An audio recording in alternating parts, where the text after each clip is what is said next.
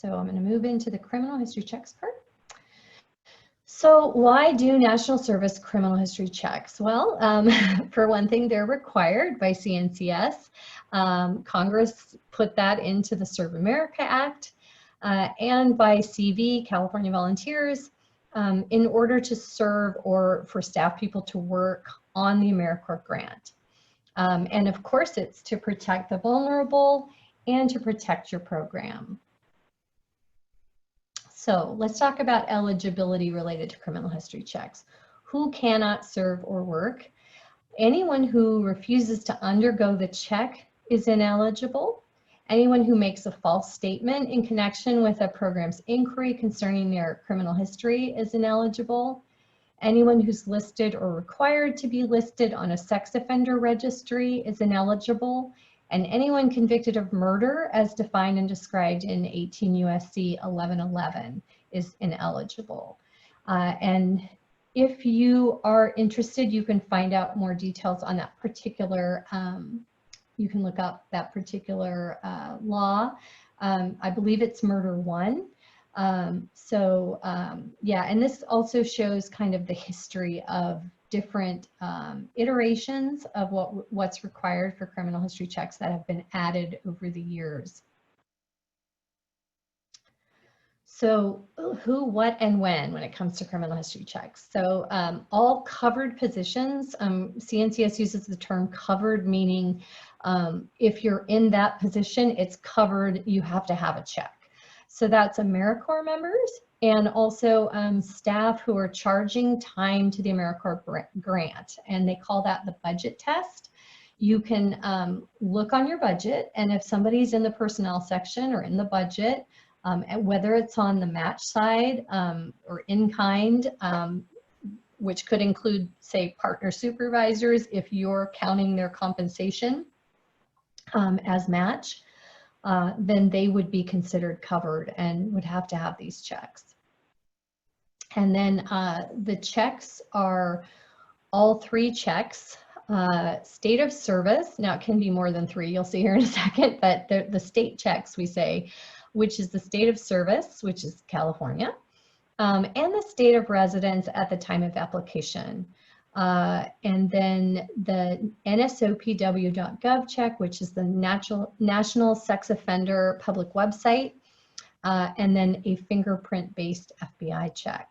And they have to be done before they start, including pre-service orientation for members. So before any time is accrued, members have to have these checks done and completed. No hours can be accrued before both the TruScreen and field print checks are completed. So I think I have it here. Let's go back. I'm just going to say for a second, I think I may have it later.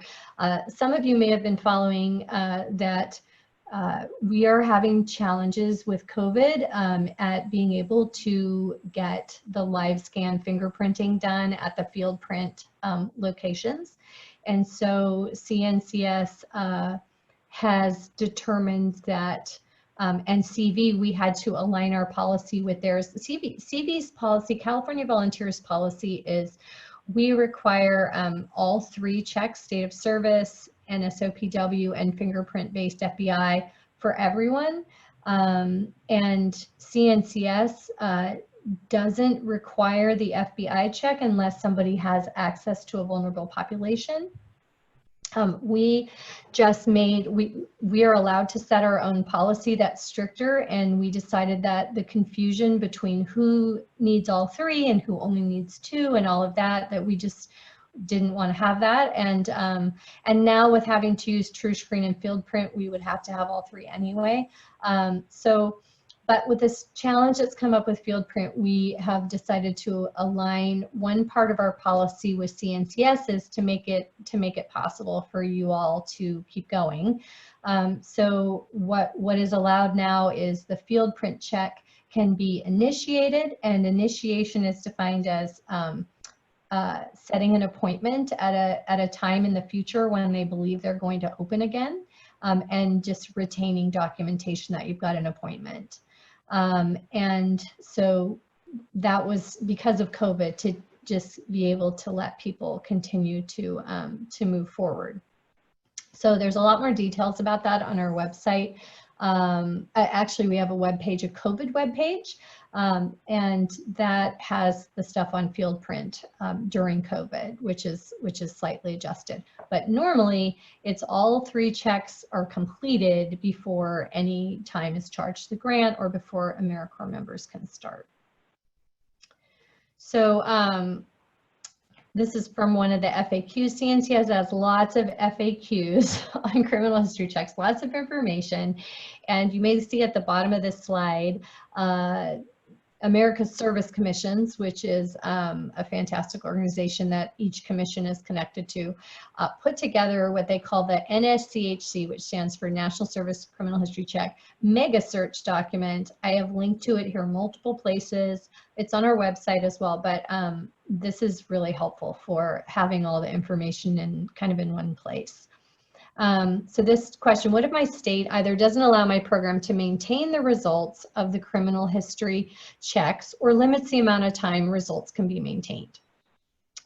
So the reason I put this here is because this is us in California. Our state does not allow us to maintain the results and of criminal history checks. At least that's our understanding of the Cal DOJ, which is the normal place people get criminal history information through LiveScan, doesn't allow you to retain or strongly discourages retaining them and sharing them. So because of that, the regulations, as it says here, require you to retain the NSOPW and criminal history information results. A pre-approved alternative search procedure for recipients prohibited by state law from maintaining or sharing results is available, but will expire December of 2019. So we used to operate under that, and we had our form, that verification form was all that was needed to show that the checks had been run.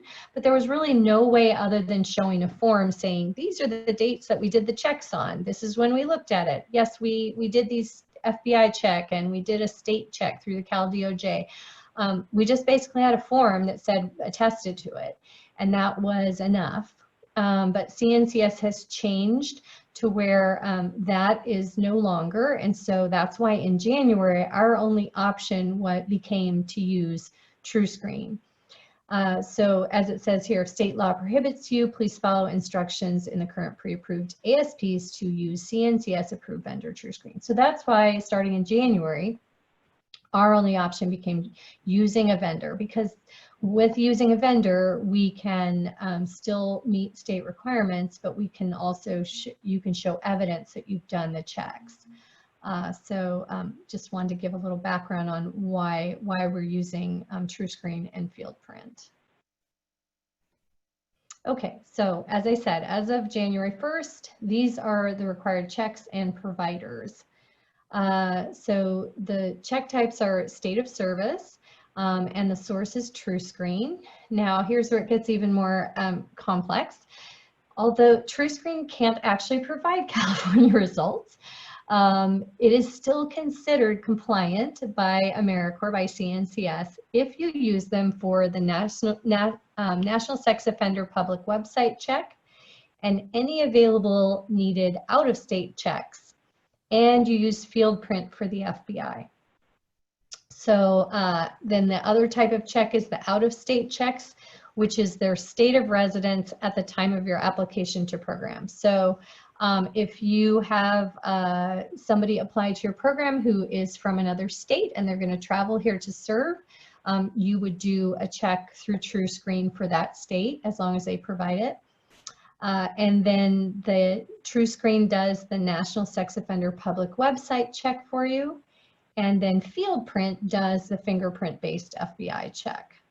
So for some of our programs, not using the California Department of Justice LiveScan process is not enough. They like schools require using the Cal DOJ. So if you need to supplement checks using the Cal DOJ, that is an allowable grant expense. And you can maintain documentation from that separate from TruScreen and field print. We won't be vetting that information, but you probably would need to keep it if you charged it to the grant, just as having documentation for something that you're charging to the grant. So we just wanted to clarify that if you, for your partners or your program, you need a dish more than this, you can supplement with the Cal DOJ live scan process, and you can charge that to the grant. So let's do an overview of TrueScreen and FieldPrint. And I want to point out, we do have a CV criminal history checks guide that has all of this in it in more detail, and actually has tutorials that you can go through every step. It shows every step that that an applicant who is using TrueScreen, you know, it shows screenshots of everything they do, and it shows everything that you do as the program for both TrueScreen and FieldPrint. So that guide is really helpful, and we'll send that out after the call, as well as having it linked in here. So basically the overview is: program creates TrueScreen and FieldPrint accounts with each vendor. Program orders checks for staff and members using a photo ID to enter the name correctly. Each applicant completes the required forms, consents to checks, and uploads their government issued photo ID within the TrueScreen portal. They make an appointment online to visit a FieldPrint location to have their fingerprints rolled. TrueScreen and FieldPrint conduct checks and provide what are called adjudication recommendations. And if there is a criminal history, TrueScreen and FieldPrint will use their processes to allow applicants to challenge results. And then programs will make the final adjudication in the systems and keep records for their files using CV's NSCHC, National Service Criminal History Check, verification form, and printouts of the adjudication record pages. And then programs validate having completed the checks in eGrants during member enrollment. We'll go through that. So we'll go through each of these. So I'm just going to go through this really quickly, because as I said, it's in our CV's NSCHC guide, which is at the bottom of the screen here. There's a link to that. I'm going to send it out after the call. But just so you know, and this is on establishing an account with TrueScreen. You need to go to applicationstationtruescreen.com and use the CNCS agreement code. That makes it so that your account is connected to AmeriCorps. That's super important. So as it says, you have to use that dedicated URL. If this is the rest of the information you enter in, it'll ask you these questions.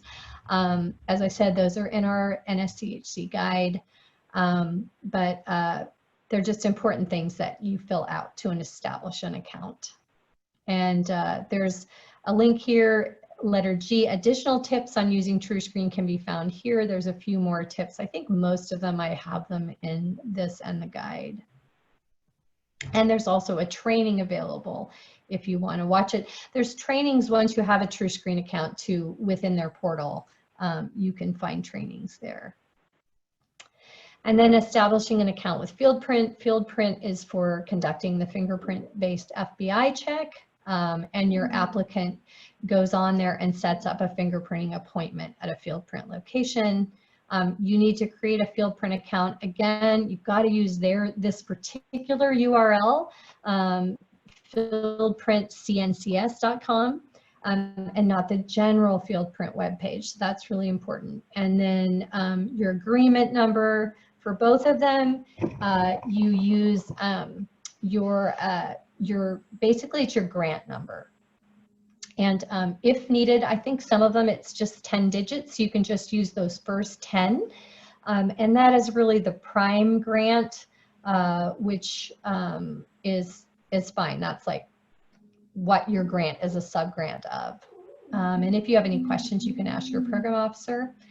And then after a few days, you'll get a code from FieldPrint to share with applicants for them to be able to set up appointments for fingerprinting. And there are additional tips on FieldPrint at that link. And there is, as I said, there's a tutorial in our NSCHC guide. So TruScreen does the state and NSOPW check.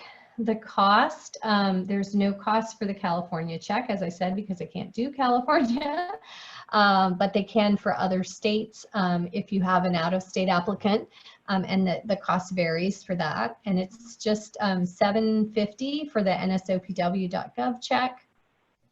It's convenient. They collect consent.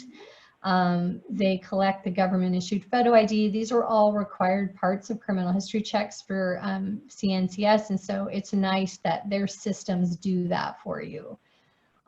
They give a preliminary adjudication recommendation, but you make the final decision. They store the results for 7 years. You have electronic access to the results. And they also provide, as I said, many other out-of-state checks really quickly. What used to happen is you had to go get checks from other state repositories like the Cal DOJ, and for some states it could be weeks. So TruScreen is much faster at getting those results. It can vary, but it's often 1 to 5 days. They store the government issued photo ID, the consent, and adjudication electronically with access up to 7 years, but we want you to, there's a page I'll show you, we want you to print out at the very, like the final thing that shows that you did the check and it's got the person's name and that you adjudicated it, you made a clearance decision, that's what that means. And then you document it on our verification form. So we want you to print that out. And are they compliant with CV and CNC? Yes. Are they compliant with school districts? As I said, unlikely, because California doesn't report to TruScreen, so you're not getting detailed criminal history really. But as I said, if you have to do additional checks through the Cal DOJ, that's an allowable grant expense.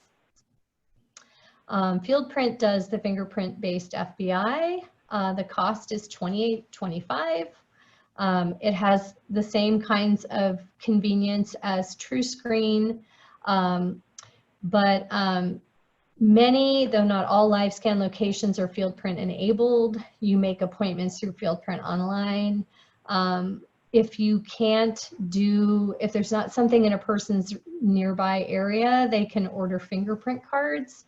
And they have alternative locations where they can use those cards. Usually it's like a police station or something like that. So there are alternatives if there's not a place where they can get them rolled right in their area.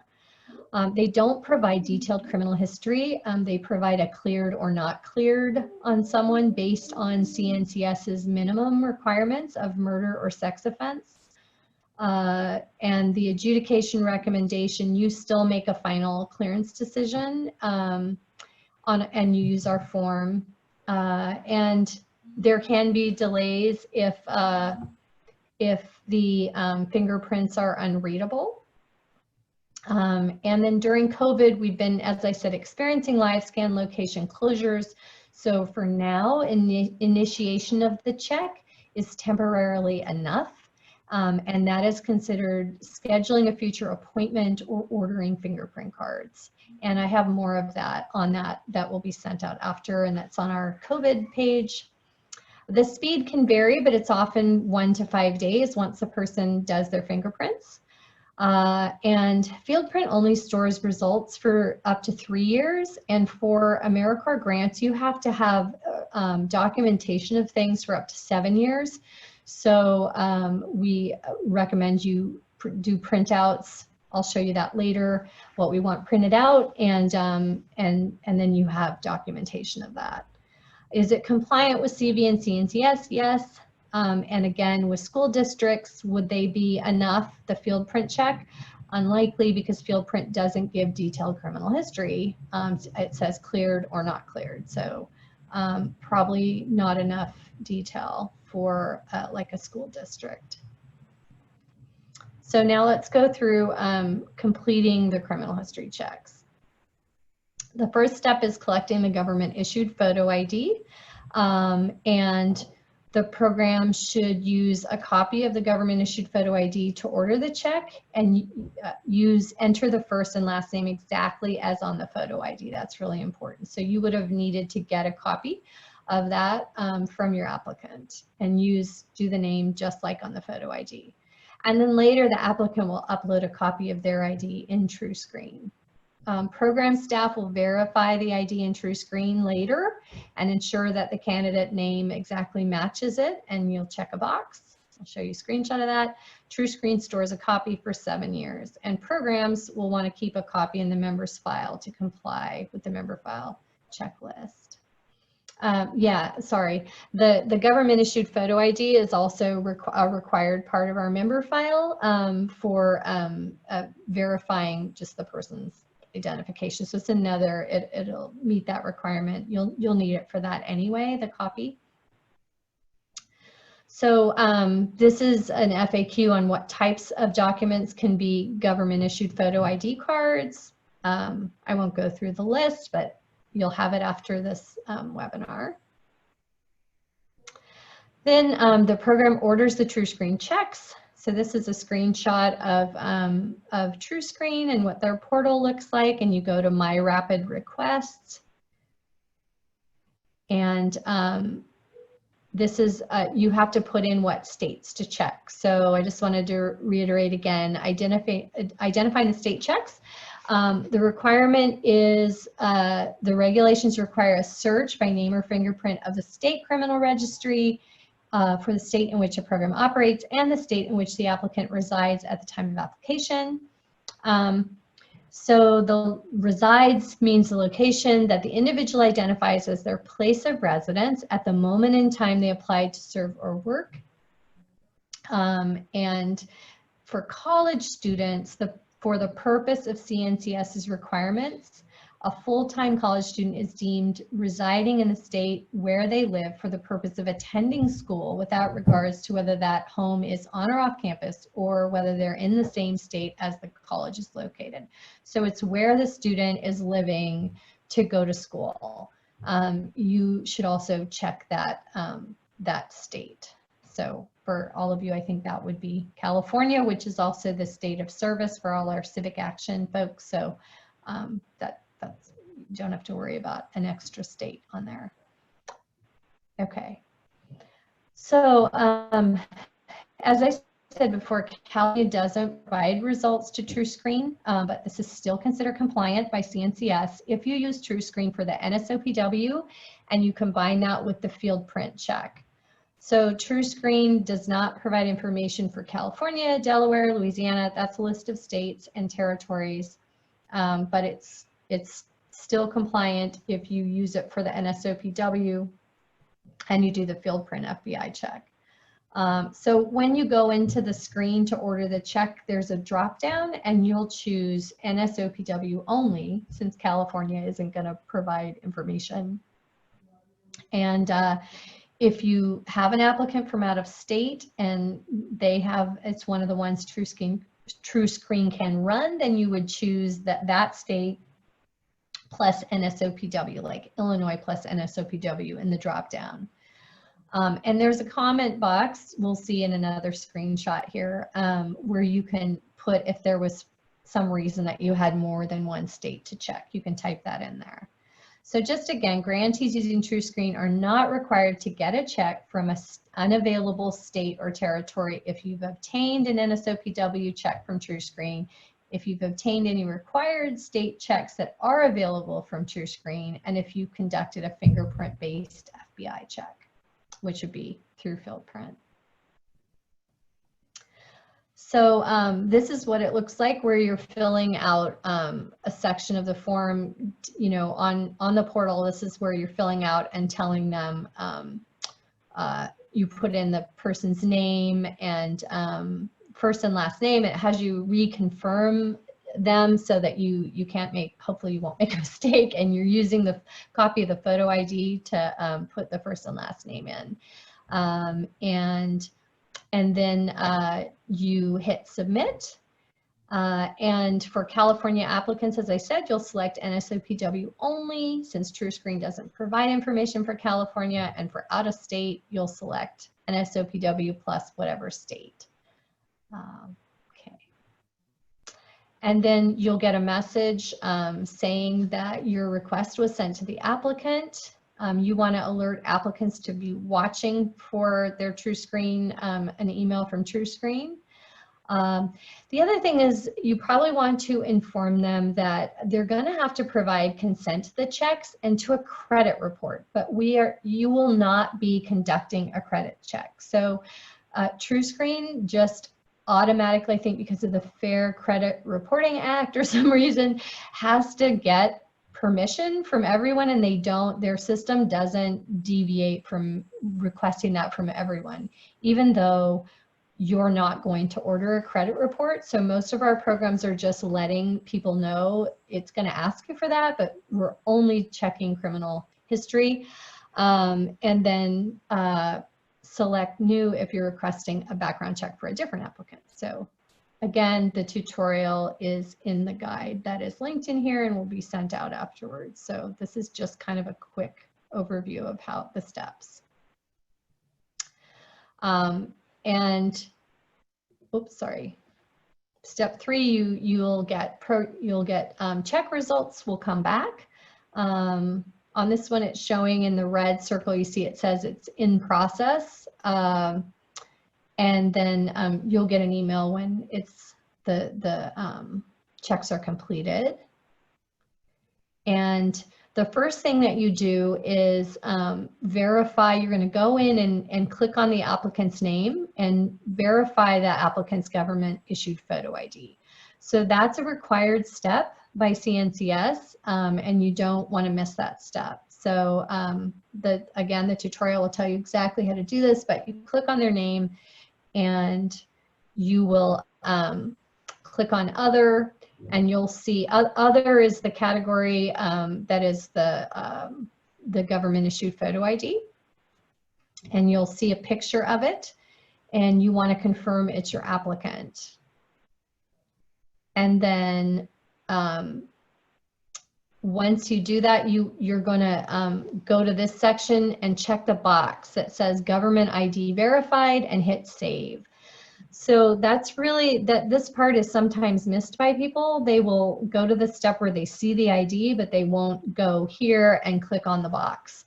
So you want to be sure to do the extra step shown there. And once you're done, when you hit save, you'll see a timestamp and date, like in the bottom image, and then hit save and close. So yeah, you don't want to miss that step because that's a required step. And the last step is, or step 5 is you review the check results. So as I said, when the report's ready, you get an email with a link to review the report. And you'll also get one with a receipt if you need that for your fiscal folks. And then click the link and go to My Reports. And then you'll click on and review the results. So click the person's name. And it will show you the status of the report, and there's a key to indicate what the different symbols mean. You have to review each result. For most of them, it will probably just be the sex offenders one there. Review each screen, and then no records found. So you see there on sex offender registry, no records found. So that's great news because anyone found on the sex offender registry is ineligible to serve with AmeriCorps. I will say sometimes people, some states require people to register on the sex offender registry for things other than sex offenses. And so, but having to be on the registry still disqualifies someone. So the last step is you adjudicate the results. Once you've reviewed the results from each check, you're going to do what's called adjudicate the case. So you click on that, and then you will go to this part where it says adjudicated pass review, and you'll select the status. And if you decide that you're going to look at the results against CNCS in your own program's policy and make a clearance decision, which is called adjudication.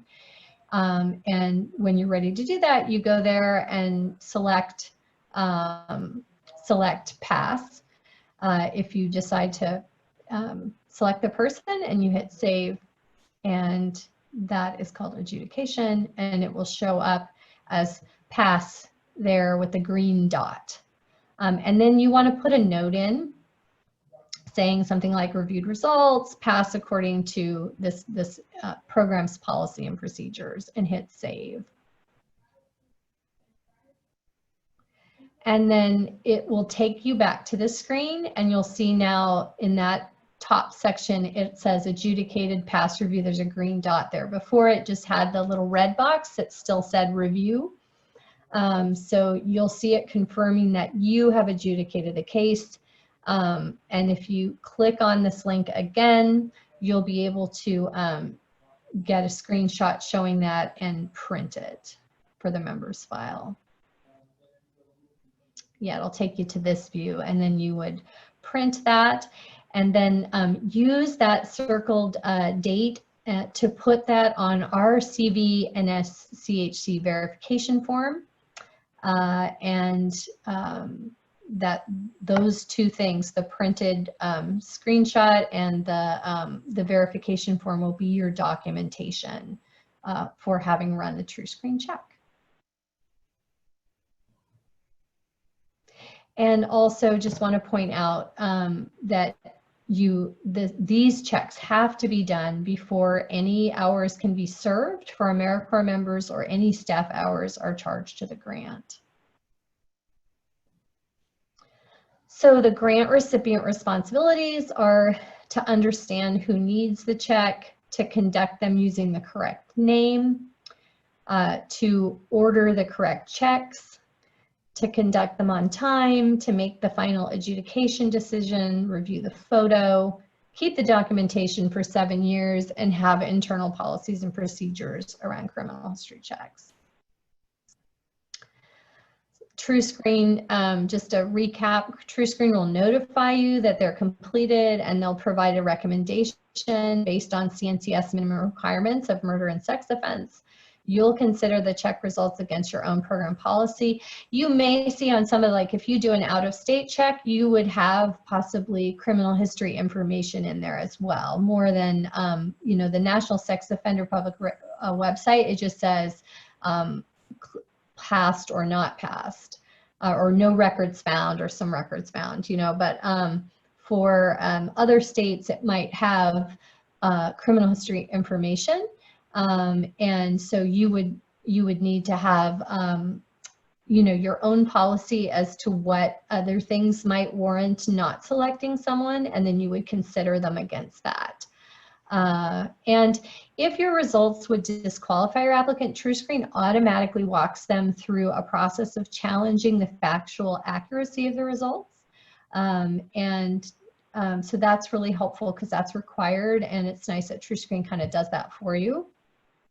And then you enter that final adjudication decision in the TruScreen system, adding notes. I recommend putting a note there, just that you made the decision, and then again record it on our verification form.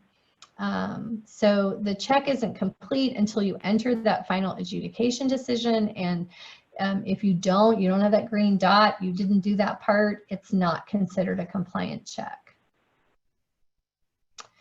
So let's talk now about the fingerprint. Sarah, do you think we could stop? We have quite a few questions. Yeah, we can. Sure. Go ahead. Okay, great. Are you ready? Yes. Okay. I'm going to start from a question that came up in the very beginning. Since the California state check isn't part of TruScreen or FieldPrint, what's the process for doing a California state check, and what documentation is required? So I know it sounds confusing. It is not required, basically, to do a California state check. You can do that on your own, and that's probably a good idea, but it's not strictly required to meet CV and CNCS requirements. So yeah, so you could choose to use the Cal DOJ. You could do a name-based check through the Cal DOJ. You could do the full live scan. Those would all just be additional supplementation checks, which are probably a good idea, and you can charge them to the grant. They just aren't required, and they aren't technically part of the National Service Criminal History Check process for us under this new system where we have to use TruScreen and FieldPrint. Great, and there's a related question, which is how do you know if you need an additional check to be compliant for schools in California? Would that be a requirement of our community partners? Yeah, and I would say, based on knowing our AmeriCorps programs that operate in schools, I mean, you want to check with your partner, but I would say all of our school-based programs would require more than TruScreen and FieldPrint, because the TruScreen isn't really giving you much information other than the sex offender registry check, unless the person's from out of state and you're getting state information for that state. But you want to check with your partners and see. Great.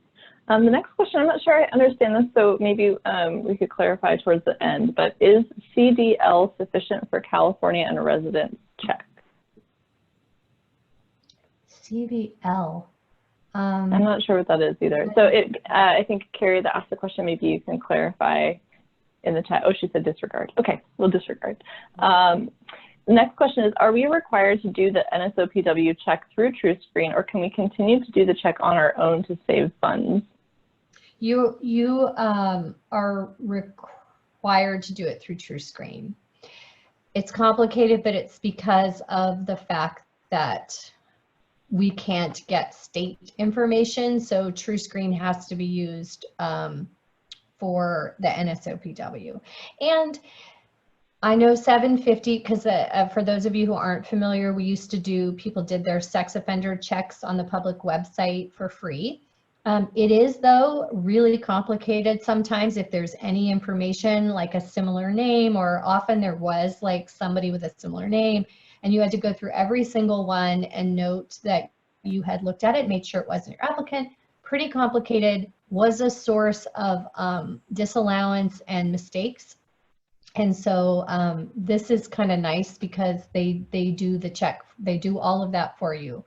And so 750, yeah, I understand wanting to do the free version to save money, but you're not paying for the state check either. So so it really is only 750 to do the TruScreen check if the person's in California. Great. The next question is, why is there a contract we need to sign with TruScreen but not for FieldPrint? Oh, there should be with both, and we'll go through that in a minute. Yeah, you have to get an account with both of them. Okay, great. Let's see. I lost my spot. Who makes the final adjudication decision? The program staff. Great. Let's see. A copy of a photo ID will be challenging to do during COVID. Will a photo taken with a phone be enough? Yeah, because the person, you just need to see it to, yeah, a phone would be fine. You just need a copy of it, and you could get that from them later for the member file if you can't somehow print that, but it just needs to be a copy. And the main thing is, it needs to be visible for you to see it and to see the first and last name, because that's what you're going to use to type it into TruScreen to do the order. But the person is actually going to upload it to TruScreen themselves. So yeah, so it's fine if it was if you did it with a phone. Okay, for TruScreen NSOPW, when a prospective member has a commonly used name, for instance, John Smith or Jose Garcia, etc., will TruScreen discern if the applicant is different than a result found? Commonly used names will return results. Will the vendor check each return to ensure the candidate is not who is listed in that return? Yes, that is in theory what is supposed to happen. And they will use, on their website, I think in the tutorial, they have information on like what they use, you know, but they use other information the person enters and to verify, just like probably similar to what we used to do on the public website. But yeah, they check to try to make sure it is not the same person. And that's why the photo ID is important as well. The next question is a good question because it kind of underscores the point you were making, Tara, about making sure that you enter the name exactly as it appears on the photo ID. So the question is, how do you enter names when it's unclear if a name is a first name, last name, middle name? For instance, Jose Flores Hernandez. Many times the person says they're both a last name, but it looks like Flores is a middle name. I did see, and I don't know if I know the answer to that. I did see that you can enter a middle name. Middle name is one of the fields on there. So yeah, so I would do it just like it's how it's listed on the government photo ID, and if do the second name as the middle name, even though that might not be accurate. I'm not sure. And we do have a TruScreen contact named Michael. I'm forgetting his last name right now, but Michael Carnation, and he's been really good. I've noticed some of our folks have, through emails with us, emailed him, and he usually responds pretty quickly. So if you have a question like that, you could ask them directly. And I will send that afterwards. I meant to add it to the slides and forgot, and so I have it down to go out in the email afterwards with this presentation. Great. Will there be a step-by-step for members to complete the TruScreen and field print checks on the CV website? This guide document would be really helpful for all the programs, maybe a template that could be personalized. Yeah, the guide itself is, I'll make a note to send the editable version to you, which is a Word document. And then you could take parts out and do that. Yeah, and it was actually made by one of our programs, and then I adapted it. But it does have the whole, it has both what the member sees and also what the program sees. So yeah, so I'll send the editable version so you can make something of your own. Last question, just to clarify for the NSOPW, is it still acceptable for returning staff and members after a gap of less than 120 days to manually rerun an NSOPW check rather than use TruScreen? So when we updated our policy in about 3 weeks ago to deal with this COVID situation, we removed the requirement to rerun an SOPW on returning members. So that is no longer a requirement. And you'll see that, you know, for next year as well. We're going to stick with that. So that just got too complicated now with having TruScreen as the way to do NSOPW. So that's always just been a CV requirement. So we got rid of it. That was the last, oh, one more. Okay, for the case of the 2 last names or 2 first names and it's unclear what the candidate's name, first, middle, last, should we go by what the member indicates in the application? Yeah, and maybe reach out to the member because they've probably dealt with that and might be the best person to guide you. Can I say one more thing, Brenna? I don't recall if I left this out of this training. I'm sorry. It's on our verification form. There's a question. So returning members, if you have someone with your program who's coming back for a second year and there is less than 120-day break in their service, so maybe they're just, you know, off for the summer and now you don't have to run new checks on them. And so that was, you just make copies of last year's checks and you would keep those in the file. And fill out the verification form using, you know, the dates from last year's check. So that we used to require that you ran a new sex offender public website check on them, but as I said, we've taken that requirement out. You could still choose to do that for free yourself if you wanted to, but we're not requiring it anymore. Okay. Were there any more? And that is the last question. Oh, nope, here's another one. We got one more. If you missed printing the California ID printout in TrueScreen, can you go back? If you missed printing it out, yes, you can. At least that's my understanding, and I hope so.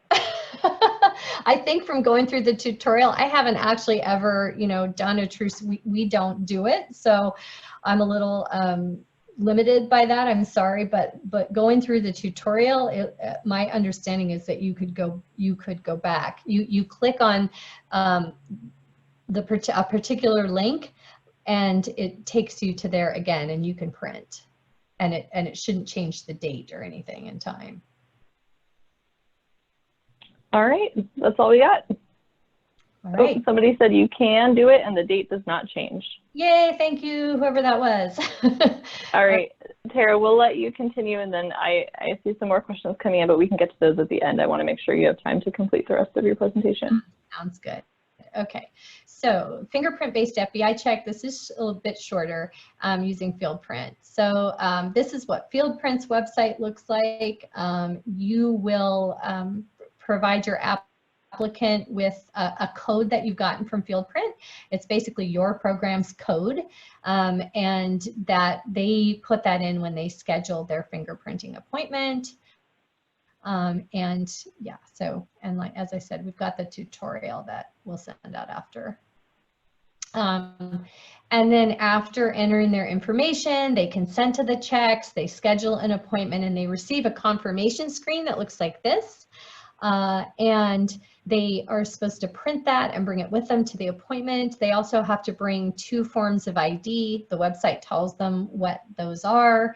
And for COVID, we're allowing just initiation of the check to be enough for now. You could set an appointment, and I've seen some of you have done this recently. You can set an appointment that's like, maybe a month from now, and then print and retain that as documentation of initiation of the check. And then of course, the person needs to go eventually get the checks done, and then you would go from there, as we're going to see on the next couple screens, what happens next. So one other thing is, if somebody, and it tells the applicant this in these screens when they're on the website, if they don't see, it says, please note, it's near the bottom, once an appointment's made, you may not make a change or cancel less than 24 hours before without incurring a charge. The charge is $17.50, and so, you want to tell people don't cancel show up to your appointments. They can reschedule. They just have to do it ahead of time, not wait to the last minute. So,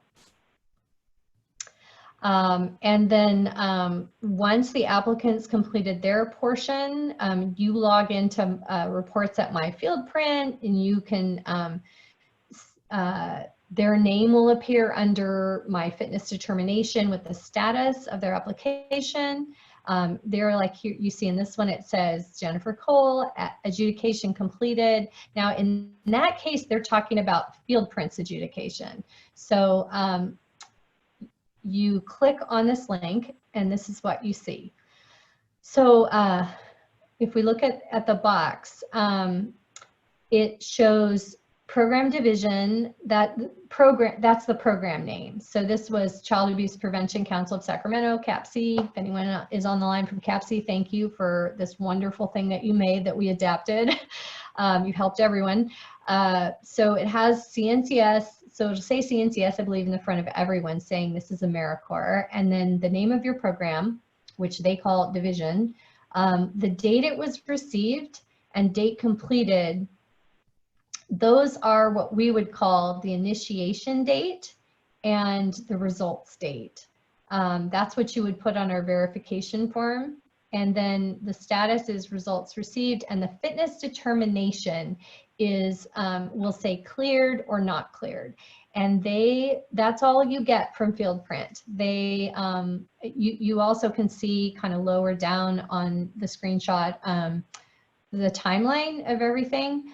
But they give a cleared or not cleared based on CNCS minimums of murder and sex offense registry requirement. And those are the only things that they, you know, your own policy might be stricter, but they just do it based on those CNCS minimums that are disqualifying. And so you would print this page and use those dates and times to note it.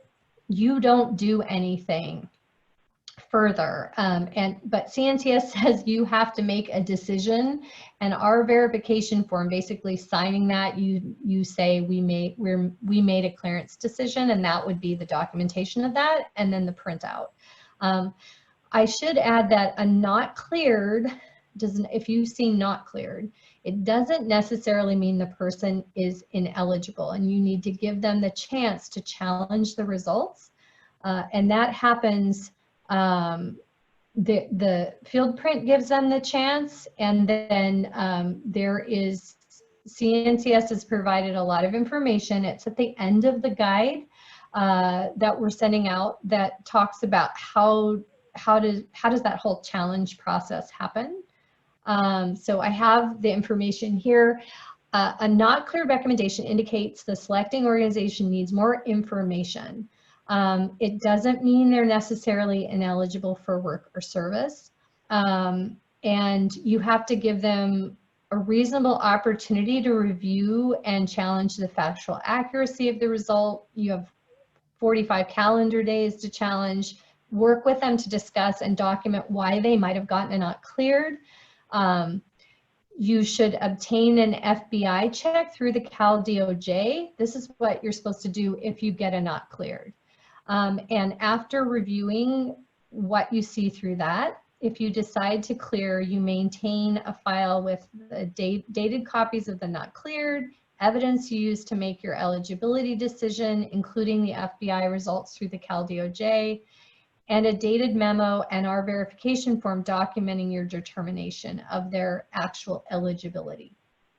So there's more information on like why that might come up showing, but we have heard from programs that someone got a not cleared and it didn't seem to be accurate. So there's a process for that.